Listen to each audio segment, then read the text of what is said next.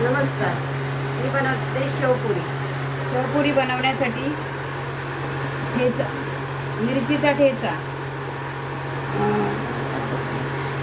चाट मसाला, मिरचीचा ठेचा, गोड चटणी, 2 बटाटी, कांदा, टोमॅटो आणि कोथिंबीर. शेवपुरीची पुरी आणि बारीक नॉयलन शेव. शिजवलेला बटाटा पुरीवर ठेवायचा आहे.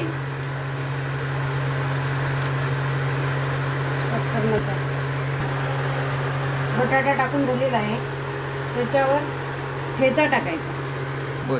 ठेचा टाकून झालेला आहे. आता गोड पाणी टाकायचं आहे. गोड चटणी टाकून झालेली आहे. आता चाट मसाला टाकायचा आहे. चाट मसाला टाकून झालेला आहे. आता कांदा टाकायचा आहे. कांदा टाकून झालेला आहे. आता टोमॅटो टाकायचा आहे.